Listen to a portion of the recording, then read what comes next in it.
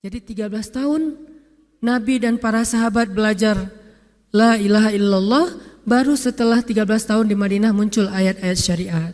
Syariat umroh, syariat haji, syariat puasa, syariat tilawah, syariat hijab. Sehingga ketika ayat hijab turun, perempuan-perempuan yang sudah belajar la ilaha illallah selama beberapa tahun tidak lagi sulit untuk menerapkannya. Begitu ayat hijab turun dibacakan oleh Nabi di dalam masjid, semua sahabat-sahabat mendengar itu dengan sangat perhatian. Lalu mereka semuanya pamitan, ya Rasulullah kami ingin pulang. Ngapain pulang? Mau ngasih tahu ke istri-istri kami supaya berhijab. Emang kamu punya istri? Oh ya enggak. Ada yang jomblo berharap punya istri, terus ngasih tahu ke siapa yang jomblo-jomblo? Itulah kasihannya ya. Enggak bisa ngasih tahu ke kakaknya, adeknya, apalah siapalah, mantannya mungkin. Pulang ngasih tahu ke istri-istri mereka, saudari-saudari mereka, putri-putri mereka, dan perempuan yang mendengar ayat ini dibacakan langsung menutup kepala mereka dengan benda apapun yang ada di tangannya. Mau jemuran, mau baskom, mau apa. Pokoknya pegang apa, tutup langsung. Hijab. Kenapa?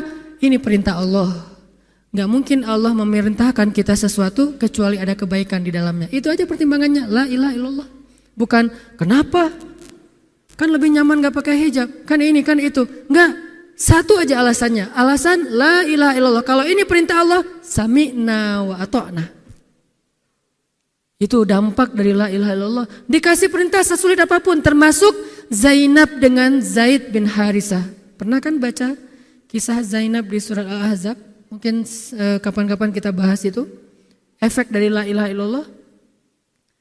Tiba-tiba Nabi datang kepada Zainab. Sebetulnya Zainab ini ada hati kepada Nabi Muhammad. Siapa sih yang gak punya hati untuk Rasulullah ya? Semua cewek juga pasti mengidam-idamkan pengen jadi istri Nabi. Karena otomatis istri Nabi itu adalah dijamin surga. Siapa yang gak pengen jadi istri Nabi di surga nanti punya rumah, satu rumah dengan Nabi, kan keren banget. Kita bisa jadi tetangga Nabi aja di surga udah keren banget, apalagi serumah dengan Nabi. Semua cewek juga pengen jadi istri Nabi, termasuk Zainab, dan itu hal yang wajar. Pas Nabi datang ke rumah Zainab, Zainab udah kegeeran.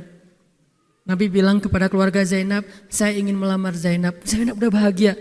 Untuk Zaid, untuk Zaid, bukan untuk Rasulullah. Zaid? Siapa Zaid? Anak angkatnya Nabi Muhammad SAW, bekas budak. Mirip-mirip dengan Julaibib. Julaibib itu edisi Madinah, Zaid itu edisi Mekah. Ada dua cowok jomblo yang sama-sama pernah diuji dengan masalah jodoh. Zaid edisi Makkiyah, Julaibib edisi Madaniyah. Dua-duanya jomblo. Dua-duanya orang biasa, gak punya daya tarik. Followersnya gak ada, 0. Bukan selebgram sama sekali. Kata Rasulullah, aku melamar Zainab untuk putraku Zaid bin Harithah, anak angkatnya Nabi. Zainab menjawab apa? Ya Rasulullah, saya gak cinta sama Zaid. Jawaban yang sangat wajar kan? Dan jawaban yang paling sering kita dengar sekarang kan? Maaf ya, aku gak ada perasaan, kita jadi adik kakak aja. Itu kan standar ya? Standar banget lah kayak gitu-gitu. Maaf ya, kita jadi temenan aja. Maaf ya, aku gak ada perasaan apa-apa selama ini. Maaf ya, dan segala macam dengan bahasa-bahasa halus tapi nolak intinya. Kenapa gak bilang aja, udah gak usah kesini lagi? Kan jelas ya. Ini dengan bahasa, ya Rasulullah, aku tidak cinta kepada Zaid. Karena cinta juga pertimbangan yang penting. Dan Nabi juga tidak mengizinkan kita menikahkan putri kita dengan seseorang yang putri kita tidak berkenan dengannya. Tetap harus ditanya, ya Rasulullah, saya tidak cinta dengan Zaid. Turun ayat. Katakan kepada orang-orang yang beriman, laki-laki dan perempuan, kalau Allah sudah memerintahkan sesuatu, tidak ada kalimat yang keluar dari lisan mereka kecuali sami'na wa ata'na. Nabi bacakan ayat ini kepada Zainab, Zainab mendengar, ya Rasulullah, Allah yang menyuruh ini. Ya kata Rasulullah, sami'na wa ata'na. Kebayang gak tuh? Efek dari apa? La ilaha illallah. Jadi la ilaha illallah itu bukan cuma kalimat zikir, bukan cuma kalimat doktrin ideologi, bukan cuma masalah teologi secara teoritis, bukan. Ini dampaknya kepada akhlak, dampaknya kepada ibadah, dampaknya kepada banyak pilihan hidup dari la ilaha illallah. Orang kalau nggak baik la ilaha illallah pasti susah memilih pilihan-pilihan dalam hidupnya. Kalau tidak baik la ilaha illallah pasti susah untuk berperangai, sabar, memaafkan. Itu semuanya ada hubungannya dengan la ilaha illallah. Sama kayak Abu Bakar, ketika dia sakit hati kepada orang yang memfitnah anaknya, dia cari tahu siapa orang yang pertama menyebar hoax tentang Aisyah, ketahuan, dilaporin, diperkarakan sama Abu Bakar. Tiba-tiba turun ayat dari Allah, janganlah orang yang memiliki kelebihan harta di antara kalian bersumpah untuk tidak lagi membantu saudaranya gara-gara sakit hati. Hendaklah dia berlapang dada dan memaafkan. Itu perintah Allah, berlapang dada dan memaafkan. Terus konsekuensinya apa? Balasan janji Allah apa? Ala tuhibbuna ayyaghfirallahu lakum? Tidakkah kamu suka jika Allah memaafkan juga kesalahan-kesalahan kamu? Jadi deal-dealannya dengan Allah, bukan dengan makhluk. Enak aja saya maafin dia, untung di dia, rugi di saya. Enggak. Kalau kita transaksinya dengan makhluk, kita rugi. Tapi kalau kita transaksinya dengan Allah, kita untung. Libatkan Allah dalam urusan kita. Dan ini gak mungkin kita lakukan kalau gak baik. La ilaha illallahnya. Allah nawarin kepada Abu Bakar, ala tuhibbuna ayyaghfirallahu lakum? Tadinya Abu Bakar kesel banget sama tuh cowok. Terus turun ayat ini, wal ya'fu wal yasfahu. Hendaklah dia memaafkan dan berlapang dada. Abu Bakar berat. Tiba-tiba Allah katakan, ala tuhibbuna ayyaghfirallahu lakum? Bala ya Rob. Kata Abu Bakar, tentu ya Allah kalau gitu saya akan maafkan. Demi supaya Allah memaafkan kesalahan saya. La ilaha illallah. Zainab, sami'na wa ata'na. Ya udah saya terima Zaid ya Rasulullah. Alhamdulillah. Datang Nabi ke Zaid. Zaid mau gak nikah sama Zainab? Sebetulnya mau banget tapi gak pede. Zaid takut Zainab nanti jadi terpaksa menikah dengan Zaid, jadi gak nyaman. Zaid juga gak mau menyulitkan Zainab. Ya Rasulullah, saya gak pantas untuk Zainab. Kata Zaid, dibacakan lagi ayat ini. Ya Zaid, ini perintah Allah. Oh gitu ya Rasulullah, sami'na wa ata'na. Buat Zaid sih gampang lah ya. Udah ada legalisasi ini dari Allah. Kalau gitu, ini bukan saya ya Rasulullah yang mau ya, Allah kan yang nyuruh. Ya, saya emang gak mau maksa gitu ya. Tapi kalau Allah yang nyuruh, ya udah apalagi saya gak punya pilihan dong gitu. Padahal Zainab siapa sih yang gak mau cowok sama Zainab? Nikahlah Zainab dengan Zaid dan yang menjadi semacam khutbah nikahnya adalah Rasulullah SAW. Kebayang gak Zainab tuh punya hati ke Rasul, tapi Rasul yang mengkhutbahi nikah Zainab dengan orang yang Zainab gak cintai. Kebayang gak perasaan Zainab tuh? Ketika akad nikah, Nabi jadi saksi. Saya terima kata Zaid nikahnya Zainab binti Jahsy dan segala macam. Zainab kebayang gak ada Nabi di situ? Lalu setelah selesai akad nikah ditanya kepada Nabi, sah ya Rasulullah? Sah. Dan Nabi juga gak mau mempersulit. Gak sah. Kenapa? Harusnya sama saya. Enggak. Nabi orangnya fair. Nabi orangnya bijaksana. Orangnya dewasa. Gak kayak kita. Kita tuh bahaya banget jadi saksi kalau jadi mantan. Pasti gak sah. Dan Nabi gak gitu. Sah langsung di kali pertama. Kebayang Nabi memberi nasihat kepada Zainab, nasihat kepada Zaid. Zainab, aduh kenapa bukan Nabi, kenapa Zaid? Tapi apa? La ilaha illallah. Allah gak nyuruh sesuatu kecuali ada kebaikan di dalamnya. Percaya banget. Itu la ilaha illallah. Udah percaya banget. Zainab yakin, ini perintah Allah, ya sudah saya lakukan. Walaupun bukan dengan Nabi, padahal saya pengennya dengan Nabi. Kebayang gak sih pengen sama seseorang yang kita cintai banget, malah orang itu yang menjodohkan kita dengan orang yang kita gak pernah kebayangin. Amit-amit. Jangan dia ya Allah, jangan dia, dia. Kan berat tuh. Yang saya sering cerita, jangan saya. Pokoknya jangan Hanan, Hanan. Kenapa kok begitu? Karena dia bilang jangan saya bilang yang dia ya Allah. Akhirnya kita adu-aduan doa. Ya Ustadz, masa dilawan ya? Doanya lebih panjang, lebih sujudnya apa segala macam. Akhirnya jadi. Gak kebayang tuh buat Zainab. Kalau Zaid sih mungkin kebayang lah ya. Gimana happynya Zaid menikah dengan seorang cewek yang semua orang Mekah pengen nikahin dia. Tapi kalau Zainab itu hari-hari yang sangat berat. Malam pertama gak kebayang buat Zainab. Zaid. Begitu Zaid datang, assalamualaikum Zainab. Gimana tuh?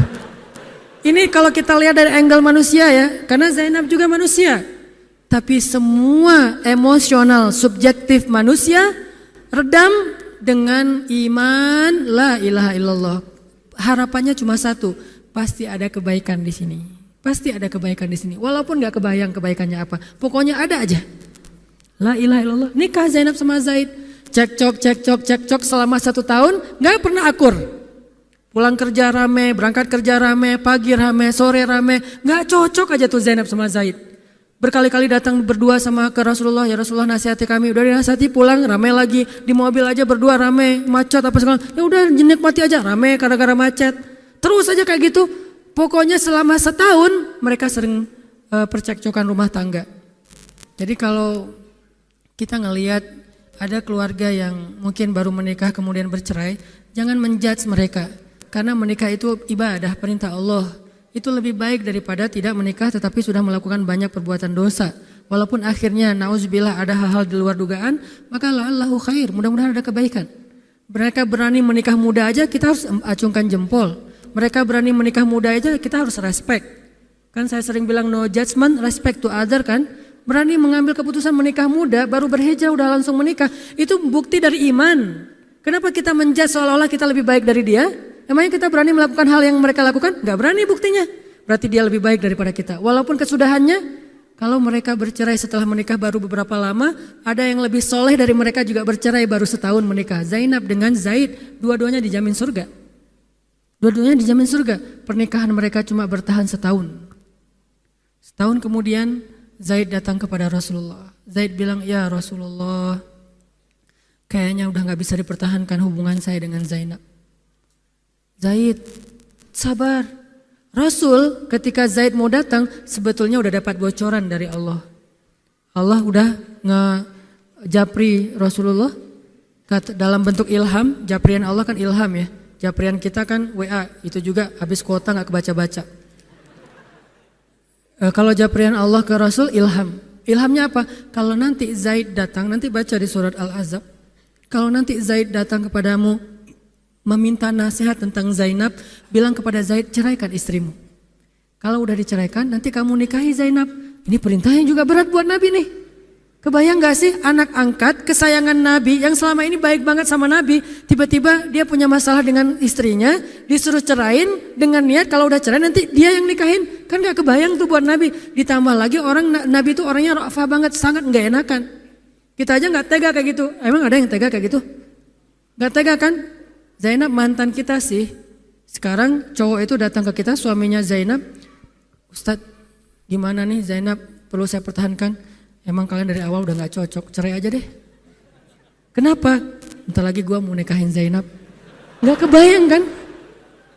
Kok Ustadz ngomong kayak gitu? Dapat ilham. Berat kan? Nabi itu kayak gitu loh, kondisi emosional beliau yang zulzilu, terguncang. Gimana nih caranya? Saya nggak enak banget, nggak tega banget sama Zaid. Kebayang wajah Zaid polos gitu, ya Rasul gimana nih? Aduh, mau dibilangin ceraikan aja nggak tega, mau dibilang pertahan tapi Nabi bilang suruh cerai, Allah suruh ceraikan. Akhirnya Nabi memilih emosionalnya, bukan perintah Allah. Wahai Zaid, tahan istrimu, jangan ceraikan. Padahal kata Allah suruh ceraikan. Lihat beratnya Nabi waktu itu. Akhirnya Zaid pulang, gitu ya Rasul. Ya pulanglah Zaid, Nabi gak enak banget sama Allah. Terus akhirnya Zaid sampai ke rumah, namanya Allah yang nyuruh kan gak bisa dirubah ya. Kun fayakun, cerai juga tuh walaupun Nabi bilang sudah bertahan. Allah marah kepada Nabi. Kata Allah, kamu merasa gak enak kepada manusia, tapi kamu merasa enak kepada saya? Diadu oleh Allah tuh coba, emosional. Nabi langsung sujud, ya Allah ampuni saya benar-benar, saya tahu saya gak enak sama Allah, tapi juga saya gak tega sama Zaid. Kebayang gak sih ya Allah wajah Zaid yang polos kayak gitu, disuruh cerain terus saya nikahin istrinya, gimana perasaan Zaid? Wahai Muhammad, kamu merasa gak enak kepada manusia tapi enak kepada saya Muhammad. Astagfirullah ya Allah, minta ampun Nabi semalaman. Ini benar-benar gak kebayang sama Nabi. Tapi Allah pengertian lah, tahu Allah Nabi itu bukan mau gak taat sama Allah, cuma emang gak tega banget sama Zaid. Akhirnya Allah ngambil keputusan sendiri, Zaid cerai dengan Zainab. Setelah selesai masa iddah Zainab, Allah katakan Muhammad sekarang datang kepada Zainab, lamar Zainab. Dengan berat hati Nabi tok pelan gitu, berharap gak dibukain pintu. Langsung udah ditunggu ternyata sama Zainab, eng gitu, bukain pintu. Pas Nabi datang, Assalamualaikum, Waalaikumsalam gitu, Zainab udah punya firasat. Nabi mengatakan, Zainab ada perintah dari Allah. Apa ya Rasulullah? Sami'na wa ata'na. Belum juga dikasih tahu. Sami'na. Allah menyuruh saya untuk melamar kamu Zainab. Untuk siapa ya Rasulullah? Curiga kan? Jangan-jangan orang lain lagi nih. Untuk siapa ya Rasulullah? Untuk saya. Masya Allah gitu. Cuman Zainab kan gengsi gitu lah. Masa cewek harus teriak-teriak gitu kan ya? Oh gitu. Padahal masuk ke dalam kamar. Wah gitu ya. Gigit jari apa, gaya-gaya cewek lah ya. Oh gitu, ntar ya saya pikir-pikir dulu. Saya istiqoroh dulu, Nabi diistiqorohin. Udah diterima, sami'na wa ata'na. Dan inilah khair, kebaikan yang diharapkan oleh Zainab. walaupun gak pernah terbayang, gak mungkin dong Zainab berpikir akan cerai setelah setahun kan. Tapi dia hanya yakin Allah itu gak mungkin nyuruh sesuatu yang gak ada kebaikannya buat kita, gak mungkin. Mustahil, karena Allah gak pernah zalim kepada hambanya. Kenapa Allah kok muter-muter dulu kayak gitu? Allah pengen lihat Zainab itu menikahi Muhammad karena Allah atau karena dirinya sendiri. Kalau karena Allah, coba yang selain Muhammad berani enggak? Ternyata berani. Karena itu dia menjadi layak untuk Muhammad. Kalau dia enggak menerima Zaid, mungkin Zainab tidak akan pernah jadi istri Nabi karena tidak layak. La'allahu khair. Ini buah dari la ilaha illallah. Begitu juga dengan Zaid, akhirnya menikah lagi. Dengan perempuan yang cocok untuk dia, yang berkhidmat kepada dia, yang membahagiakan hatinya, yang menjadi qurratu ainin li, menjadi penyejuk hati bagi Zaid. Dari pernikahan itu kemudian Allah anugerahkan untuk Zaid kebaikan yang luar biasa. Apa kebaikannya? Allah berikan untuk Zaid seorang putra yang paling keren. Namanya Usamah. Nama Usamah itu bukan hanya bin Laden ya. Usamah itu nama sahabat. Usamah bin Zaid.